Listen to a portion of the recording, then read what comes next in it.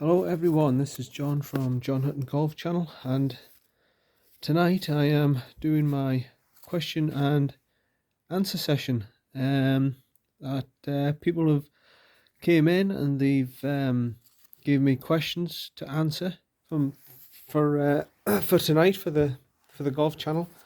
It's something that I've wanted to do, but I didn't know what questions people wanted, so I've asked my viewers what questions they want. Like my uncle and friends and all these kind of people, and they've come up with a few questions. Now I've just wrote them down. I haven't actually looked at them properly. I haven't come up with any stock answers, anything. I'm just going to say as I say. I'm just going to come out with the honest answers, and we'll see what we come up with. We've got quite a few questions. 1, 2, 3, 4, quite a few actually, and I'm going to try and answer them as honestly as I possibly can. Not that people might be interested in what I've got to say, but we're going to give it a go. We're going to give it a go tonight. Hopefully the lighting's not great because my lights in my room don't work. I've only got the lamp. But hopefully I'm going to answer some questions for you, and let's get some answers. Okay, so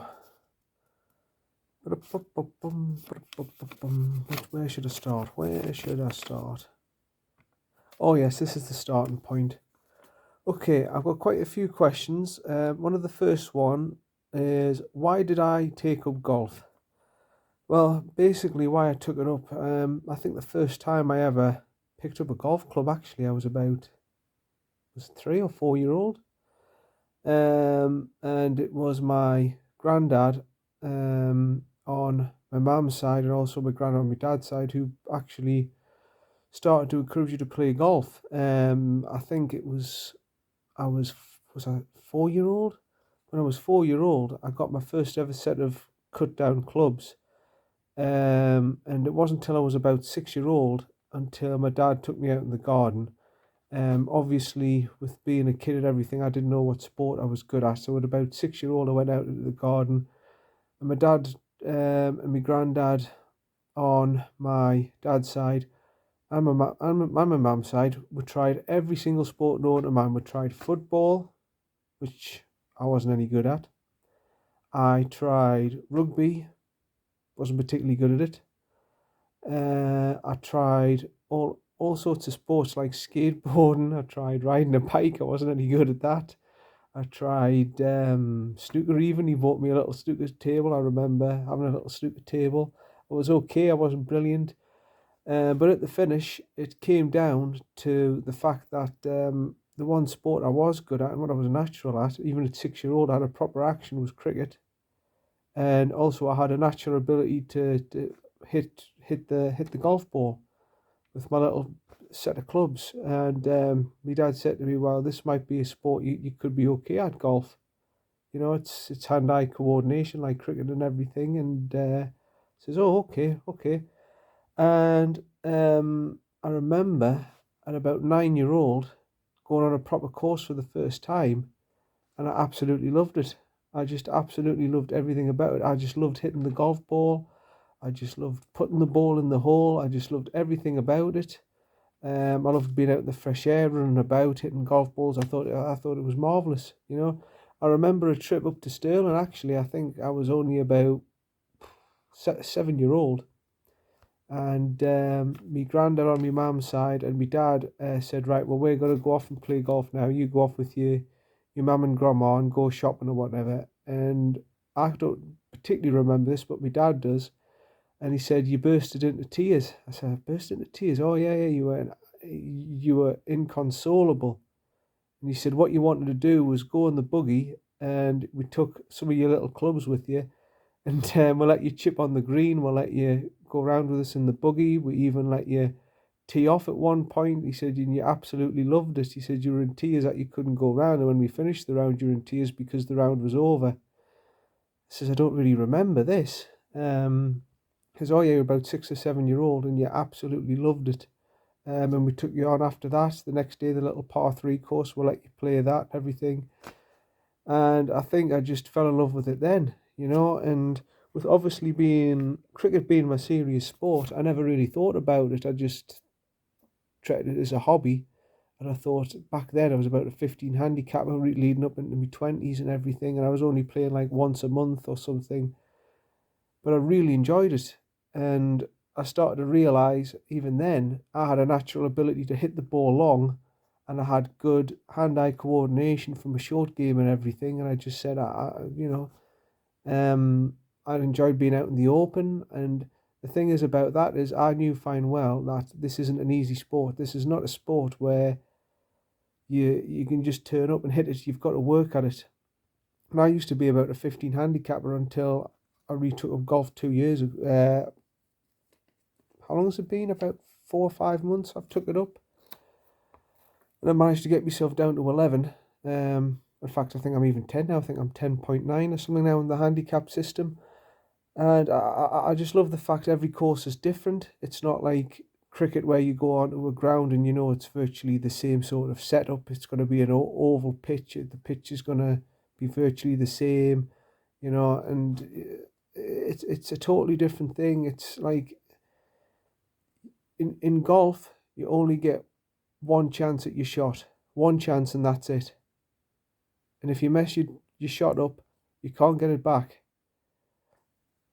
Like in cricket, if you edge one, somebody drops it, you've got another chance. If you bowl it, you get hit for four, you've got another chance.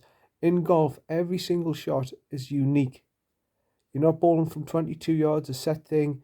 Every single shot's different. You have to drive the ball, and then you'll have a 150 yards approach, or you could have a 112 yard approach, you could have a 200 yard approach, you could have a 250 yard approach. Every single shot's different. Every single thing about golf's unique, and every single thing you do in golf, you've got to have some sort of muscle memory, and you've got to have some sort of talent at identifying how hard to hit a ball. If you haven't got that muscle memory in golf, and you haven't got that natural talent to know your yardages, you're in big bother. And that's one of the big things: the hand-eye coordination and the muscle memory, and the skill that's involved is just absolutely incredible. And I think golf is actually one of the hardest sports in the world to play. And that's one of the reasons why I took up golf, because I knew just how hard it was. But as a kid, I absolutely loved it. For some reason, out of all the sports, this has been the one I've absolutely loved out of all of them. And it's the competing as well. I love the competing, the one-on-one thing, and match play. I like the idea of, if you're not playing against somebody, you're playing against the course. You're trying to beat the course. You're always trying to beat something in golf. It's a great sport, and that's really why I took it up, because my family was involved with it. I was encouraged at a young age to get involved with it. Had my own little clubs and everything, and it naturally just took off from there. And I've always loved golf ever since I was young, and now I've probably got the same enthusiasm and love for golf going on a new course as I did when I was back then, when I was a kid, 6-year-old, when I cried because I was going to get left and I wasn't able to play golf. So yeah, that's the first question. The hardest course I've ever played. Oh, it's a hard one, because I've in terms of what I think is the hardest course I've ever played, it's got to be the King's Course at Glen Eagles, in terms of what it was designed to do, in terms of how, back in those days, that was probably the hardest course in the world. I mean, we're talking about 1912 or something. It was designed, the King's Course. James Braid designed it. He was a famous Scottish professional golfer. And back then, with people with hickory clubs and stuff, I don't know how they do it. I mean, obviously over time they've extended the yardages and stuff, so people have to, because people are hitting the balls longer and stuff. But if I think back now, if it wasn't for all the modern technology and clubs and stuff, I think if they could knock the tees back, that could be a very, very difficult professional course. I mean, the way he designed it, James Braid, using the contours of the land, every single hole on that course, you've got to think about every single shot. It's not just hitting into a field. It's not just American golf, A to B to C golf. Every single thing you do on that course, you've got to think about it. And every single thing Braid did, he did it for a reason. Because he knew exactly where golfers like myself, amateur golfers, are going to hit the ball. I mean, for professionals, it's probably null and void now, because it's too short. But I've obviously played the PGA course, which is just distance, but it hasn't got the feel or anything of the King's Course. The King's Course to me is just as hard as the PGA. The PGA is all about distance, it's all about bunkers and rubbish, but the King's Course to me is one of the best I've probably played. Um, I have played other difficult courses. I've played Gullen number 1, and that was very, very difficult. Obviously, Wynyard's a hard course. I played Dalmahoy, which is a championship, very hard course. In America, I played Doral. Now Doral is a PGA course, Doral Blue Monster course. When I was a kid, about 10-year-old, and all I remember is just water everywhere. That's all I can really remember about it. So I can't really comment on it because all I can remember is just me hitting the ball and just trying to avoid the water. I remember once I hit about 4 shots around this big lake trying to avoid the water. And I said, right, now I'm just going to go for the green. And I hit it, I duffed it and ended up in the water. I also played Miramar Lakes, which was a very, very, very difficult course in Florida. I nearly played Torrey Pines. We nearly played Torrey Pines, but unfortunately, for the residents, it's $50. If you're a non-resident, it's $380. So we decided not to play Torrey Pines. But no, the King's Course at Glen Eagles. I mean, every single hole from the very first hole. Yeah, most of you might have seen the videos. But from the very first hole, there's no breaks in it. There's absolutely no breaks. And Mr. Braid was a very, very clever man. And he's probably up there, to me, one of the best architectures of courses. I mean, outside of Scotland, people don't know him because he never designed any more courses, really. But he was a very clever man. And to design a course like that, and it stood the test of time for 100 years. And everyone at Glen Eagles, when they go there, you'd think the Americans want to play the PGA course.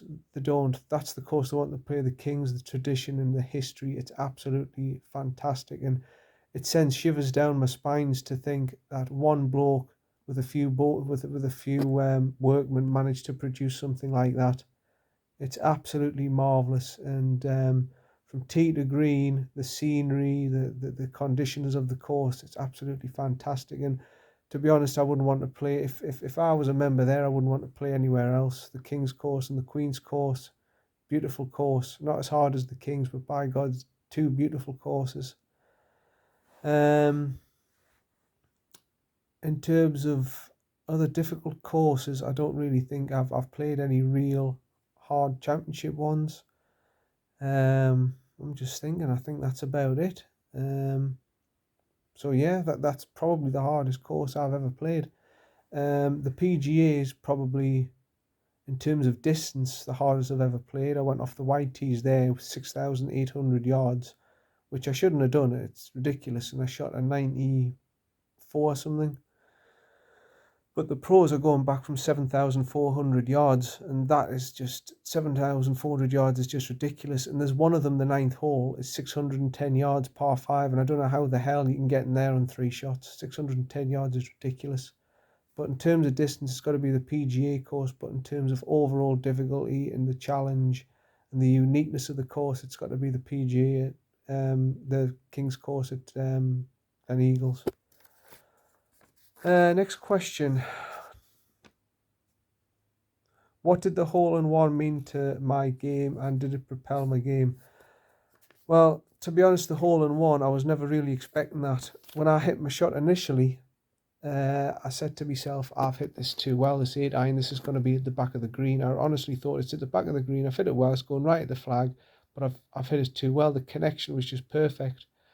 And when I got up there, I was just, I was stunned. At first, when I saw a little green thing in the hole, my balls are green, what I use obviously on the channel, and I just went, no, that's just a leaf or something. And I looked at the front of and I looked at the back of the green, and I said, it's not there. Then I got closer, and then I saw it was like a little round thing in the hole, and I just went, no. I think you might, if I didn't put the volume on, I should have put the volume on. I went, no way, it can't be a hole-in-one. And I was like shaking my head like, no, it can't be a hole-in-one.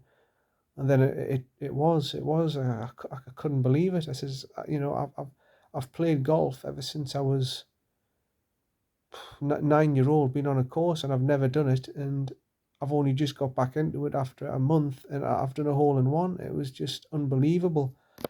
And I've said this to a few people. I think that hole in one was meant to happen, because if I didn't make that hole in one, this John Hutton Golf Channel wouldn't even exist. It wouldn't have even got off. I just realised then, after the hole in one, how much I loved golf and what it meant to me, and maybe I should do my own little channel to try and keep me going. And that's the only reason why I did it. I didn't mean for this to take off like it has. I didn't mean to be doing merchandise, even though it's crap. I wasn't meaning to do raffles. I wasn't meaning to do challenges. It was just for me to get out on the course and make me play golf again. And look what's happened now. I've played about 5 different courses. I've done instructional videos, which I thought I'd never be able to do, and they turned out all right. I've done challenges. I've done the long drive challenge.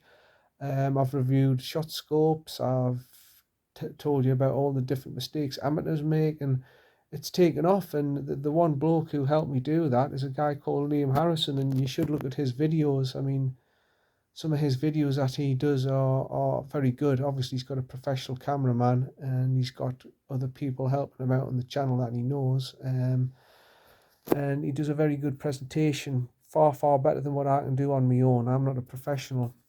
But he was a guy who got me thinking, well, maybe I should have my own golf channel, maybe I should try and get involved with this, and look how it's turned out. And certainly the hole in one now, every time I go to the 7th hole, I get that adrenaline buzz that says to me, you've done this hole in one before. Let's do it again.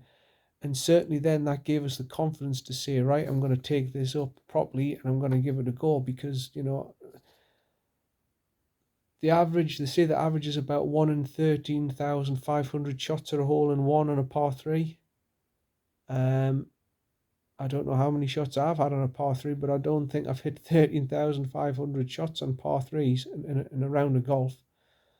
So yeah, it certainly did prepare my game. It gave me the confidence to go on to make this channel, certainly. And it gave me the confidence to say, right, I'm going to take this up properly now, and I'm going to try and improve my game. So if my health improves, I'm going to be able to go out there, play competitions, and hopefully my aim is really to get down to single figures and be able to go and break 80 regularly, which on a course I know, which I'm not doing at the minute at Wynyard. But if I kept playing and playing and playing and playing, I'm sure I've with the battle golf I've shot 80, but I haven't consistently shot 80. I'm normally between sort of 82, 83 and 86, 87. That's my sort of area. And obviously new courses as well. When I don't know anything, I'm happy to shoot under 85, and I always will be. But my aim really is to become a single figure handicapper and kick on from there. So yeah, the hole in one definitely did help. It definitely did help. So yeah, that's that one done. What's the next one? If I was in charge of the USGA, that's the United States Golf Association, who do all the rules, or the Royal and Ancient Club of St Andrews, again, they do all the UK rules, what is the first rule I would change? Right, I know instantly what I'm going to say to this one, but before I do that, a rule that has been changed that I would have put ahead of it a year ago. I watched a video of Phil Mickelson. Now, this is one of the stupidest. I mentioned this actually in one of my podcasts before about rule changes and etiquette and attitudes to golf. And I watched the video, and Phil was on the tee. He addressed the ball, he moved back, and he tapped some grass at the back of the tee box with his foot. And then he went back to his ball and moved away and said, I think I've done something illegal here. I don't know what it is, but I've done something illegal. So he went to the guy and he said, what have I done wrong? He said, you've teed the ball up, you've gone back, you've patted the ground, and you've gone back, addressed the ball, hit the ball. He said, you've altered the condition of the course. Phil went, eh? He says, how can I alter the condition of the course when my ball's not even in play? And he says, no, it wasn't play because you've teed the ball up. even the commentators were stunned, like, well, how has he violated a rule here? He hasn't even teed off yet. The ball's not active. It's not actually in play. But apparently, the minute you tee the ball up onto the tee, your ball is in play. And Phil got done for that. He got done a penalty shot, I think, for that. But luckily, a year before, I've done this podcast a year before, they've changed that rule now, so I don't have to change that one. But that would be the first rule I would change, because like picking up like I did a video and I picked up a piece of grass and I says, have I broken a rule there? Have I changed the condition of the course? I'd probably get done for that, for picking up a piece of grass that was interfering, leaning on my ball. So yeah. But anyway, that's been changed. One of the rules I would change now straight away is this divot in the fairway rule. That has got to be. I mean, they've done all these. I mean, the USGA and R&A, they did this thing last year where they did a lot of rule changes, like finding your ball 5 minutes to 3 minutes. That's a good rule. Dropping the ball from knee height. What's that all about? Just keep it as it was. Just keep it as it was. But they did some decent rules, but they've done some stupid rules. Like, one of the rules they haven't changed is if you've got your ball marker and you're on a hill, and Ian Poulter got done for this. If you take your ball marker away and the ball rolls back, that's a penalty stroke. I mean, that's nonsense. That's just a total nonsense rule. I've never understood that one, because it's not your fault the ball's rolled down the hill. But the divot rule is an absolute stinker of a rule. I've always said this. I mean, it's an absolute outrage to think. Just imagine, which has happened to me before, I've hit a 270-yard drive straight down the middle, and I'm thinking, oh, that's a great shot. Then you come down there to these, and quite often you see this in short par fours that are 350 yards.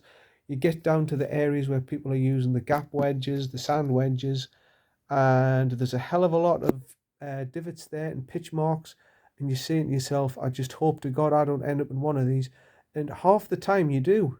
Not half the time, 1 in 5 times you'll end up in a pitch mark, when there's loads and loads of people been pitching in the same area because they all going for the same target area. And you go there and you've got to play out the divot. It could be a little divot, it could be a big divot, and you go to yourself, you duff the shot and you say, what was the point of that 270-yard drive? For a 270-yard drive to end up in this total garbage, in this pitch mark. And one of the things that annoys me is that you shouldn't be punished for hitting a perfect drive in golf. It's hard enough as it is without punishing you for that. People just say, oh, get on with it. Obviously people who say, oh, just get on with it. It's the rules of golf. Just go and play it as it lies. They've never been in one. They've obviously never been in a pitch mark, and it's obviously never affected the shot, because if they did end up in one of those pitch marks, they would know fine well what it can do to your golf shot. You can't get under the ball, you can't spin the ball, and normally you just top it and duff it, and you end up looking like a right idiot after hitting a brilliant drive, or a brilliant hybrid, or whatever club it is you use. Now, the R&A and USGA have had arguments about this for years, and they've said you can't actually define what a divot is. And I've had this attitude before where I've said, what, you can't identify what a divot is? And I came up with a simple definition. It is a what did I call it again?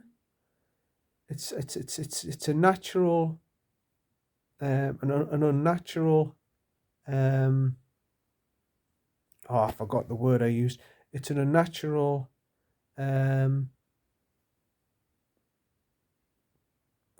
I don't know, what do you call it, a crevice or whatever. It's an unnatural mound that goes the other way, that has been done by a golf club of an unnatural, it's an unnatural part of the course. It's an unnatural divot.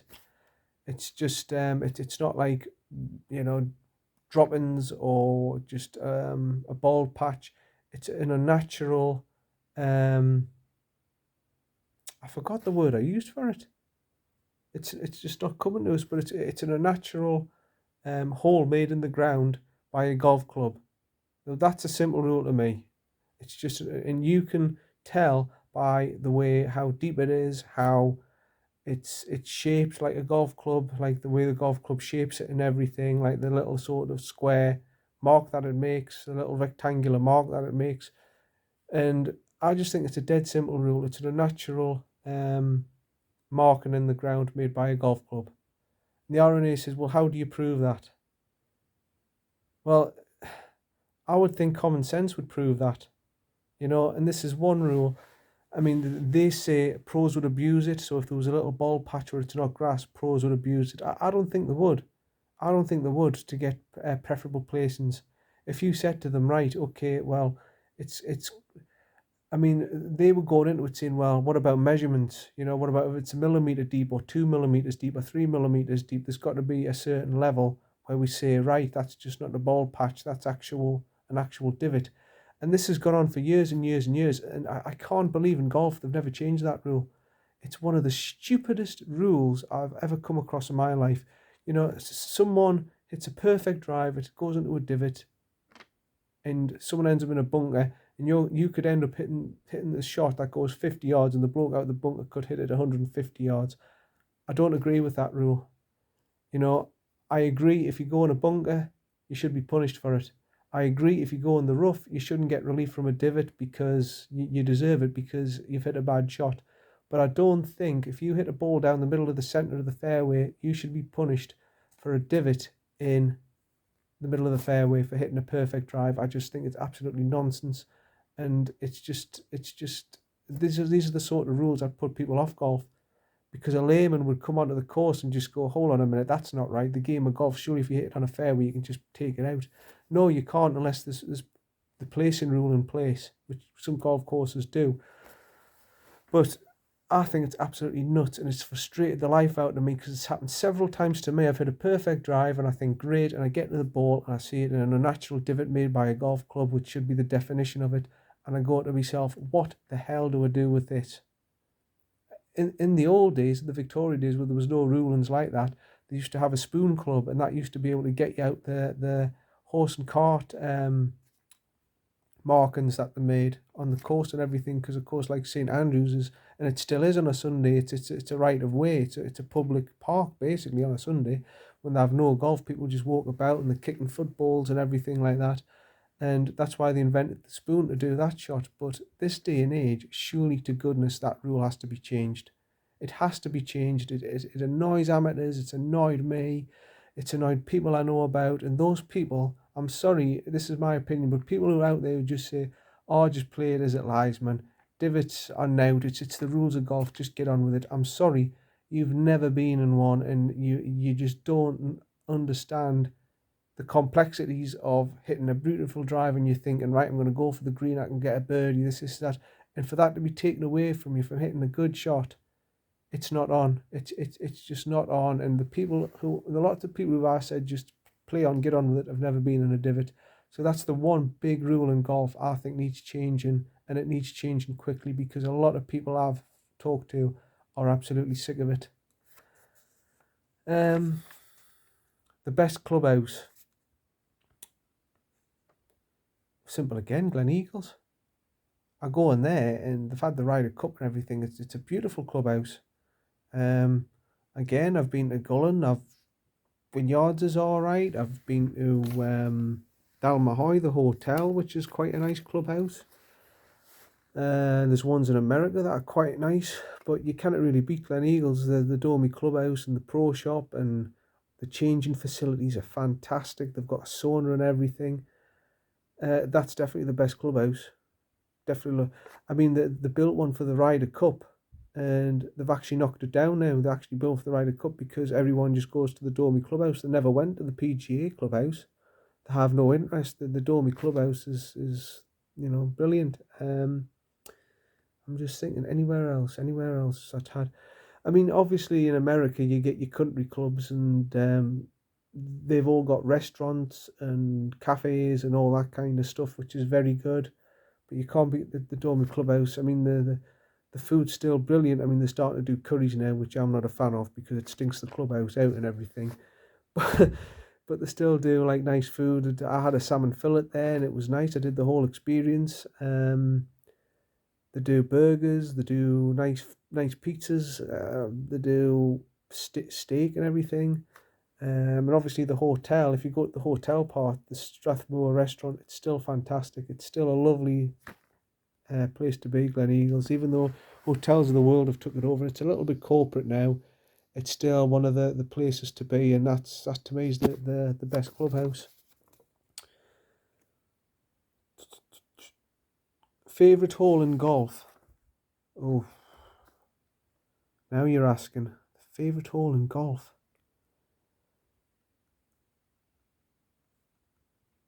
I've got quite a few, to be honest.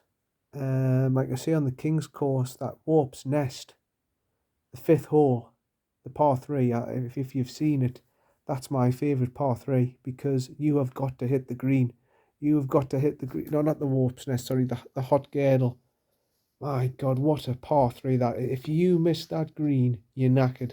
You've got bunkers that there's no way you can get over it. Towards the back, there's total garbage. To the side, there's total garbage. What a par three that is! It's a beautiful par three, mind. What a hole that is.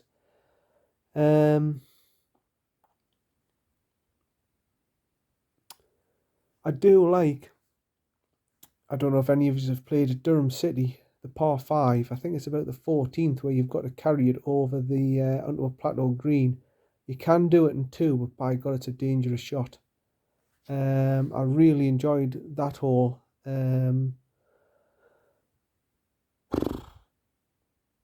The Queen's Course, the 17th. That's a beautiful par three.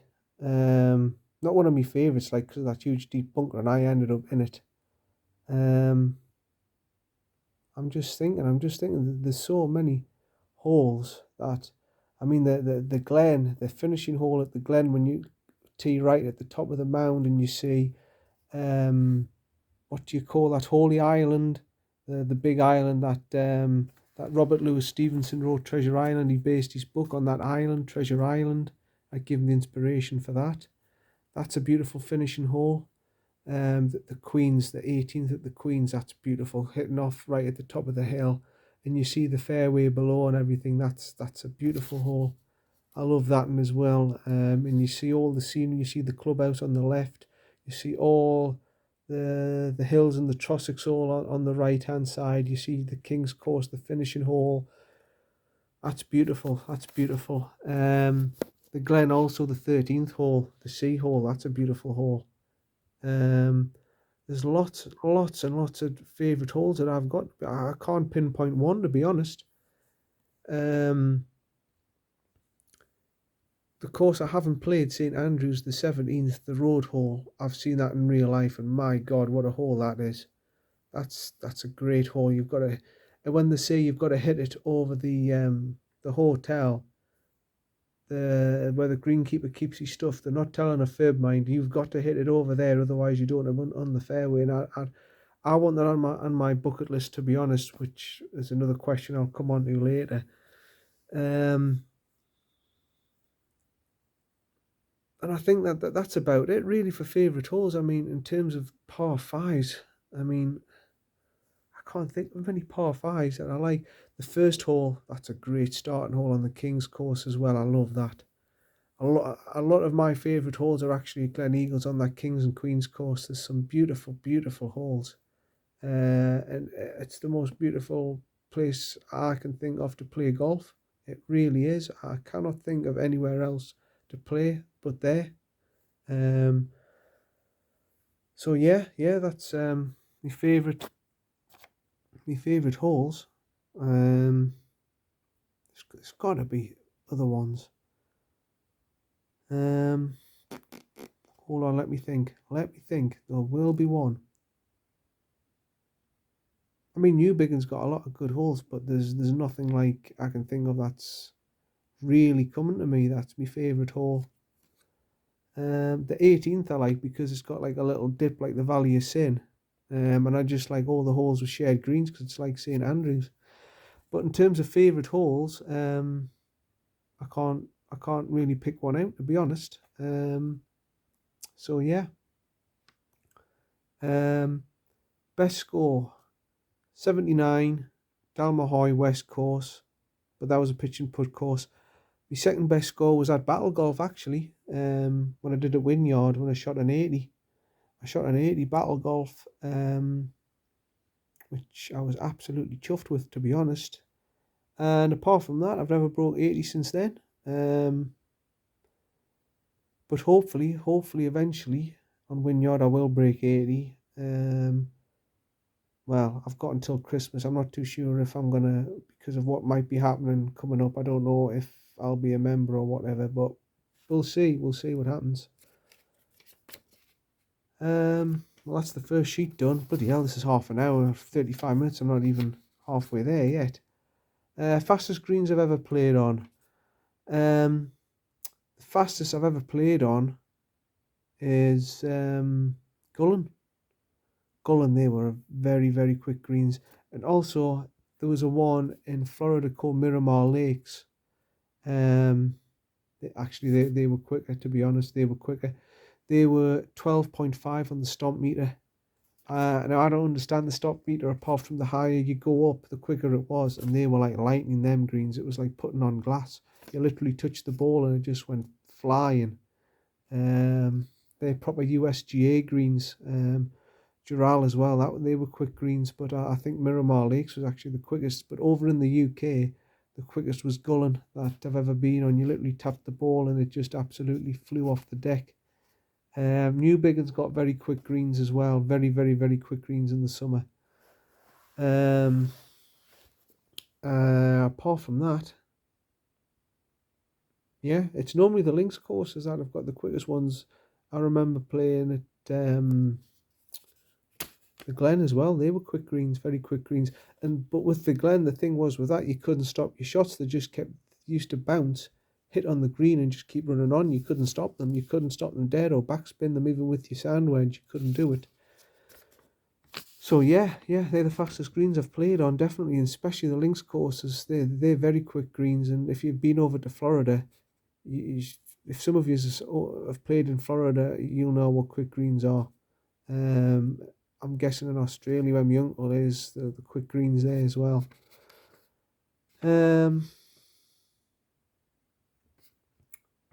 What was my reaction to when my friend Chris nearly hit the car on the 16th hole at Durham City?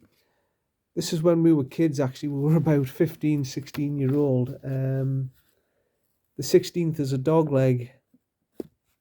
And Chris just had, I think it was a little, he'll probably remember it better than me, but a 60-yard chip. And he absolutely bladed the hell out of it. And the ball went flying towards this person's window. And he just missed it. And my reaction was, oh, bloody hell, here we go. This is an insurance claim. And he just missed it. And my heart was in my bloody throat. I remember I just went, Jesus, like that. And he just missed it. There's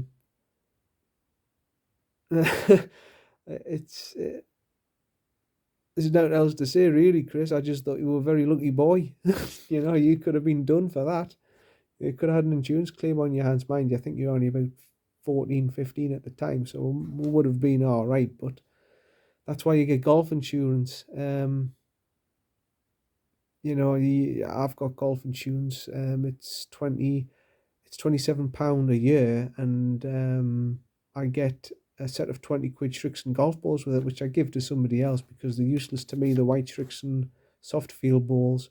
But, so basically it's like paying a tenner for golf insurance, but it's worth having because if you have an accident on the golf course, that could be 10, 20 grand suing case, and you don't really want that. So honestly, all you golf people out there, golf friends, get yourself golf insurance. You'll not regret it, because if it happens to you one day, you're looking at 10 grand, and luckily you're covered. I went with the golf club. I don't know who I go with now, I forgot, but they were getting too expensive, and I think I went with Golf Care. Does that ring a bell? Golf Care? I think I was with them, that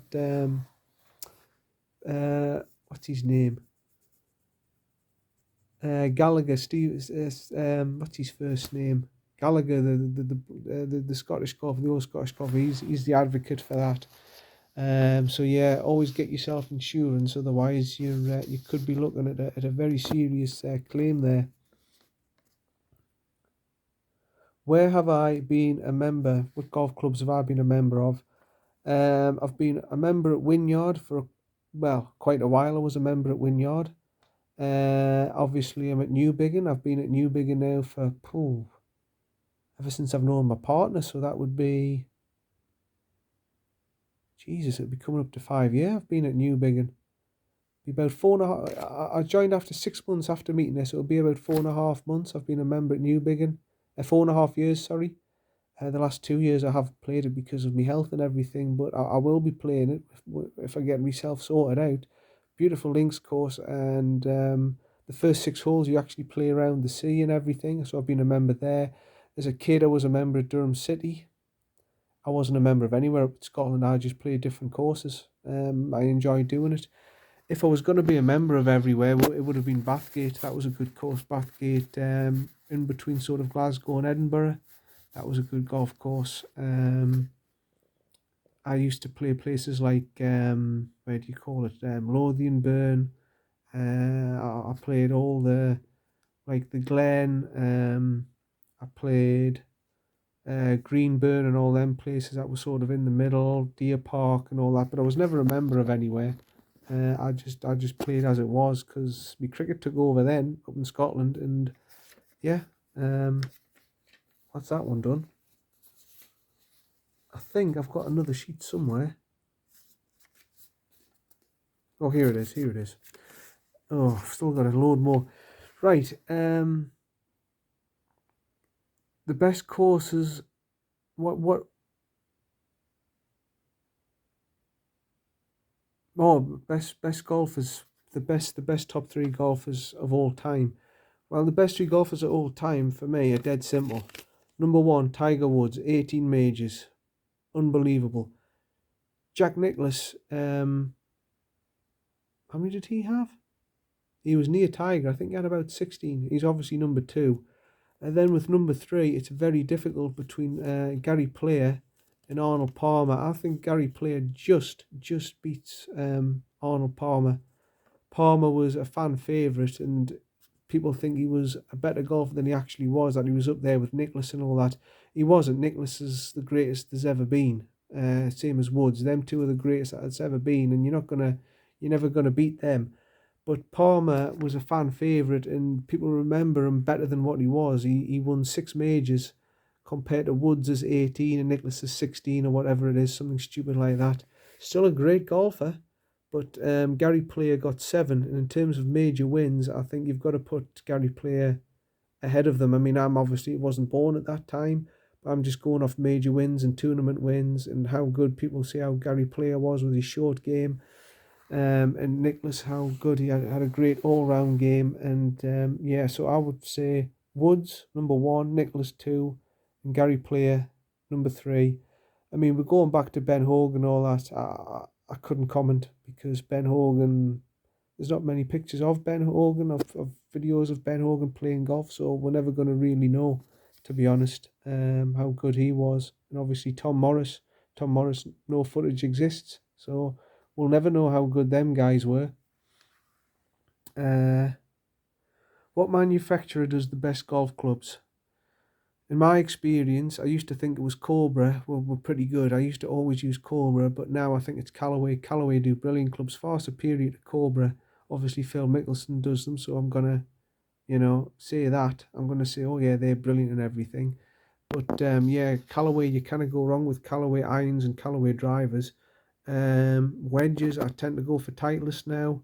Putters Odyssey, which Callaway have taken over. So they're the best manufacturers. If you're going to go for a driver, don't look anywhere else but Callaway. They are fantastic. I hit absolute rockets with that driver, and I've had that coming up to 8 years now. There's nothing wrong with it. 7 years, it's the Big Bertha 2014 model, and there's absolutely nothing wrong with it whatsoever.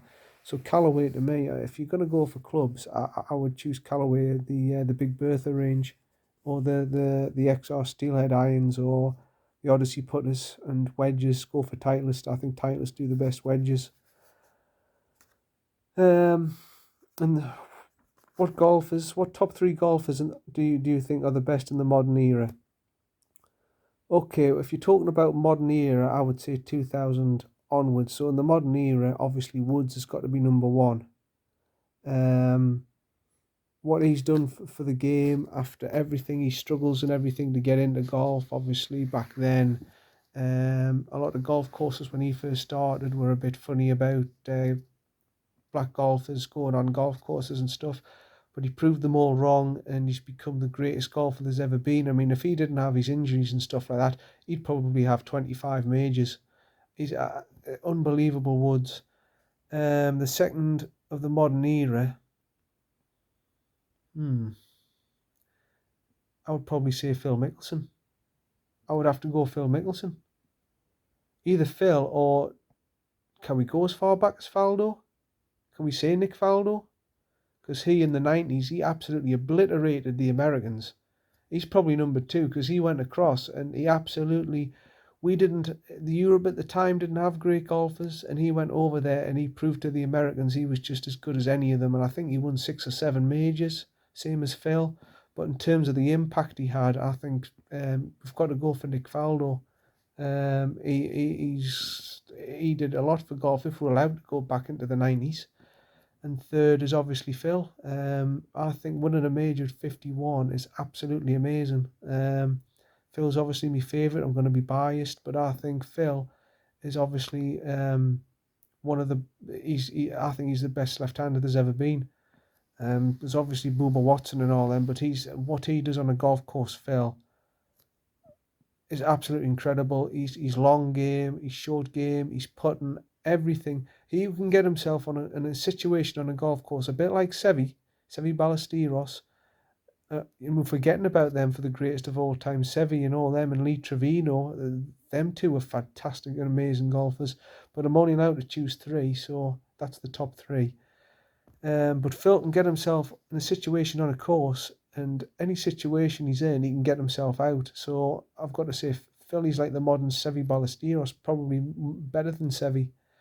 And Phil as well, he's very sort of, he's not politically correct. He'll speak his mind and everything, and he's just, to me, the perfect risk reward golfer. With Phil, he's never going to die not trying. If he's in a situation where he thinks he can see the flag and he thinks he can get to the green, fine well he's going to go for it. He's not going to lay up short, or he's not going to be a risk averse player like Westwood and all them. He's going to go for the green, and he's pulled off some amazing. Let's be honest, he's made some crap shots as well, but he has pulled off some absolutely amazing shots that nobody else in golf would have even dreamed of doing. And so he's in the top 3. Phil Mickelson for me. It's Woods, Faldo, and then Mickelson.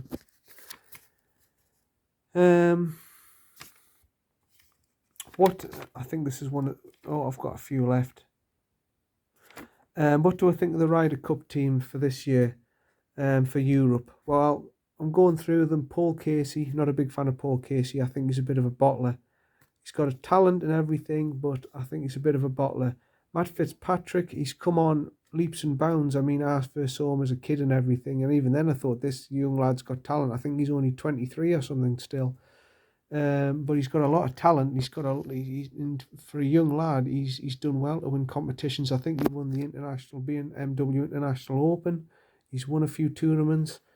He's got a bright future ahead of him, but I'm not too sure about the Ryder Cup if he's too young to handle the pressure. But we'll see. We'll see with him.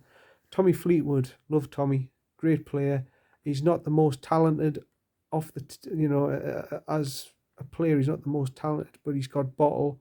He's always there. He's always in contention. If he's playing well, he's always in contention. He's never out of the top 10 when he's in contention.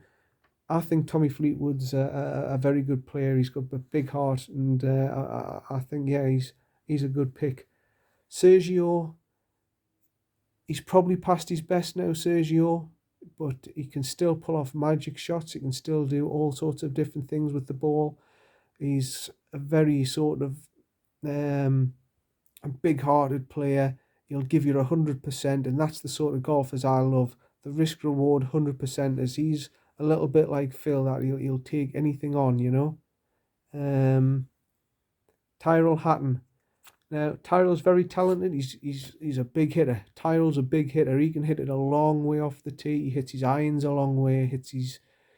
But I think with him, he's a bottler, and that might be harsh to say, but I've seen him in competitions before, and he's literally just lost the plot. He hasn't got a good temperament, Tyrrell. He gets angry very easy.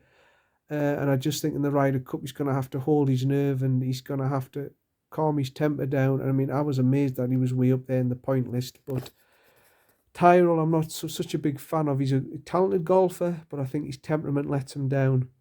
Victor Holland, I've never really watched much of him, to be honest. Of what I've seen, he's an okay golfer. I think he's steady off the tee. I think he's steady with his iron play. But I haven't seen much of him, so I can't really comment much on Victor Holland. But he's obviously done well to get into the Ryder Cup team. Shane Lowry, again, Shane, he's not the most talented, but he's certainly not a bottler. You know, he's good on links courses. I know Shane's good on links courses. He's played in opens. He's always in contention. Shane, always in contention. American courses less so, but Whistling Straits is a links course, and I think why Justin Rose wasn't picked was Harrington, the captain, is thinking, well, this is Whistling Straits, the links course. I know Shane Lowry plays well on links courses, and he's won a few open. He's won the Open. He won the Dunhill Links, which is all links courses at St Andrews. He knows how to play links courses, and that's why I think he got picked ahead of Justin Rose. Although it's disappointing Justin Rose didn't get picked, I understand why he did it. Rory McIlroy, obviously Rory's going to be... We know what Rory's like. His temperament lets him down a little bit, but he is a good player. John Rahm, I'm running out of time here. John Rahm's a big hitter. He's a steady player. Lee Westwood, again, I don't know how he's got in. He gets into the top 10 all the time with these competitions, and I don't know how he wins them, to be honest, how he gets into the Ryder Cup team every year. Every 2 years he does it. I don't know how he does it, because basically I don't know what he does to do it. And the top 3 courses, this is the last one, the top 3 courses that I wish to play. First one is St Andrews.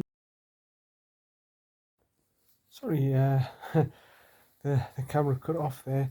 So yeah, the last question, the top 3 courses I wish to play. Number 1, obviously St Andrews. Everyone wants to do that as a golfer, as the bucket list. Number 2, if I ever had the chance, which no ordinary golfer does unless you remember, I would like to play Augusta National. And the third one, for some reason, I've always wanted to play Kiwa Island. It looks an absolutely fantastic course, Kiwa Island. It looks so natural and beautiful. They don't have bunkers there. It's wasteland. And for some reason, I've always wanted to give that track a go. It looks absolutely fantastic. People go on about Harbour Town and Pebble Beach and all that. Pebble Beach is beautiful and everything, but I think more so the back 9. It's more sort of like you're hitting into a housing estate. The front 9 looks beautiful when you go along the coast and everything, but the back 9, when you turn around, it looks a bit ordinary. But Kiwa Island looks absolutely fantastic, and I'd love to play that course. And the one thing I did leave out, I've just remembered, is Ian Poulter from the Ryder Cup team. Ian Poulter, what can I say about Poulter? I mean, he's not the most talented guy in the world. He's admitted himself many a time, I'm not the best ball striker in the world. And I've got to be honest, he's not the best ball striker in the world. But he's always in contention. If he's it comes to the last round, he's always in contention. If it comes to the top 5, Ian Poulter is always there. He's always there. He mightn't win anything, but he's always there because that lad's got bottle. He's got heart. When it comes to the Ryder Cup, there's nobody more than him and Garcia who are 100%ers. Now, when I look at a Ryder Cup player, obviously talent's the main thing with a Ryder Cup player. Obviously, you want your best player. But the 3 criteria I look at as a Ryder Cup player is, number 1, has he got bottle? Will he hold his nerve under pressure? Number 2, has he got heart? Is he 100%er? Will he give you absolutely everything? Will he give every ounce of energy out of his body to you?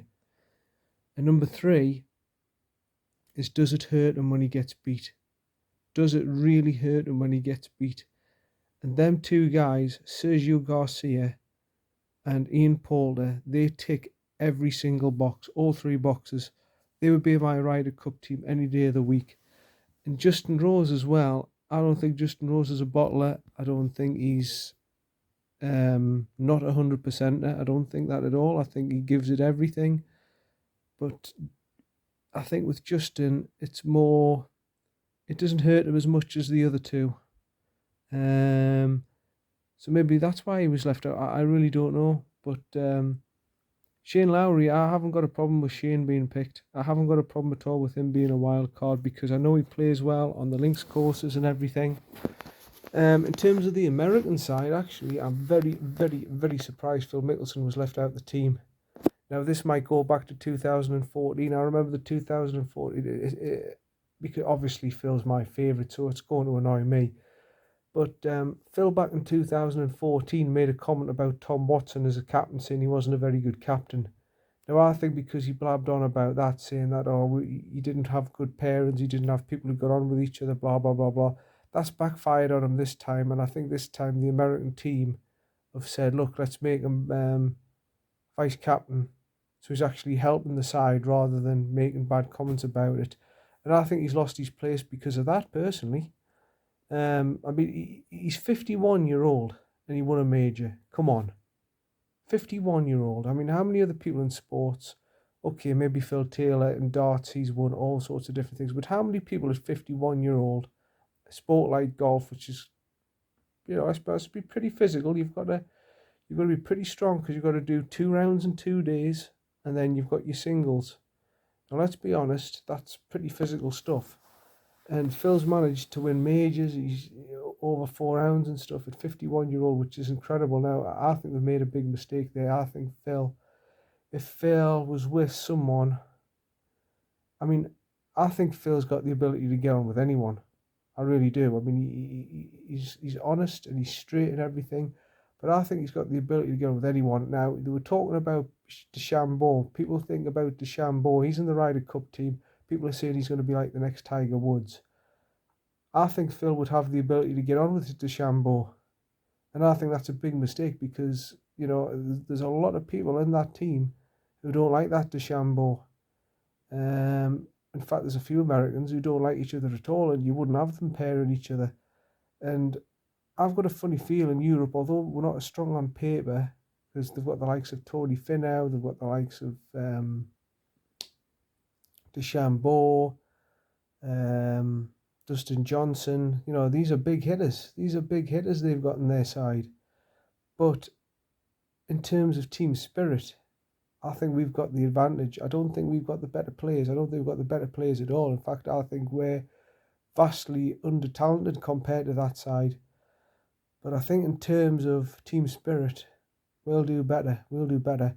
I just hope to goodness Lee Westwood gets to play in the least amount of games. And Sergio and the likes of Poulter, even Shane Lowry and people like that. I just hope they get their opportunities. I really do. Because I think Poulter's going to come to the fore. I think Garcia's going to come to the fore. I think Tommy Fleetwood's going to come to the fore. And I think people like Tyrrell Hatton and Rory and people like that.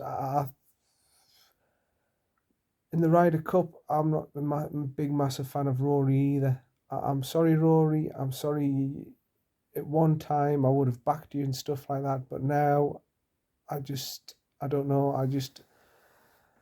I think you've gone a little bit. I think he's gone a little bit, and it's the same with Tyrrell Hatton. It's the temperament. It's not the talent. They've both got buckets and buckets. It's the same as Casey.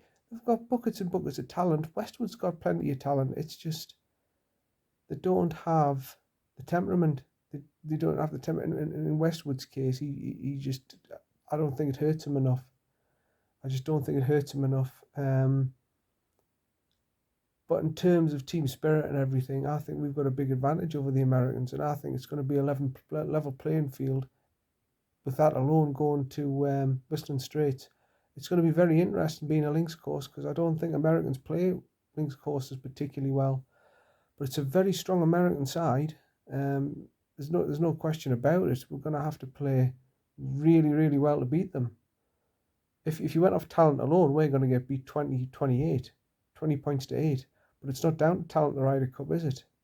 It's down to team spirit. It's down to Bottle, who's going to raise the game. And I honestly think Europe might just have a slight advantage as long as Westwood's keep it at bay, Tyrrell Hatton's keep it at bay. I think the likes of John Rahm and people like that, if they get their chances and get a chance to get the most points for Europe, and obviously Garcia and Poulter and all them, we've got a chance. We've got a chance in this Ryder Cup. Don't kid yourself. America's going to totally outbeat us with pure talent. Shambo and Dustin Johnson and all them are just going to totally wipe us out, because I don't think they will. I don't think once they get off the beaten path, these Americans, they're used to light rough, and well, when I say light rough, it's still deep rough, but not rough like what we're content with links courses. And I think we might just have leveled the playing field by going on a links course. So it'll be interesting. It'll be interesting. So yeah, that's it. This is John from John Hutton Golf Channel. That's the end of the question and answer sessions. I can't think of any other questions that have been wrote down. One person did say and I said, oh, I'll not mention this because I've mentioned this in other videos. They did say, what's the best advice you could give me on a golf course? Now, I'm not the best person to be giving out advice, what's the best advice you can give us. But if you're going to ask us, this is what I would say to you. There's two things in golf that you've got to have. And it's not talent, and it's not hitting 300-yard drives, and it's not pitching the ball within a foot of the flag every time. It's belief in yourself. It's belief and committing to everything you do. I've said this in videos before about mistakes amateurs make. I make a mistake sometimes. You've got to commit to your shots. You've got to believe in your shots, and you've got to have a plan as to how you're going to execute every shot. If you don't have a plan how to execute a shot, how do you expect to play it? How do you expect to hit a good shot if you don't have a plan to execute it? Have a plan in your mind before you go on the course. Do things properly, warm up properly and everything. But believe in what you're doing. Believe in the shot. Believe in your plan, and believe in executing in the shot. And you tend to find you play better that way, rather than going around thinking, I don't know what I'm doing. If you've got a plan in your mind, you're halfway to doing it. So yeah, always believe in yourself and always have a plan. That's the best two pieces of advice I can give you. I can't give you instructional advice beyond the basics, but that's what I would say. Always believe in yourself on the golf course. So yeah, this is the question and answer session done. Sorry.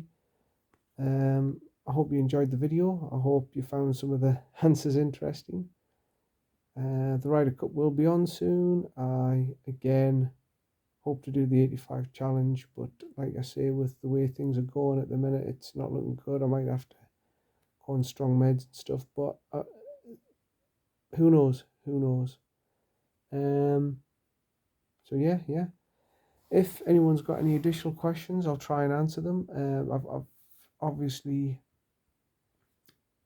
got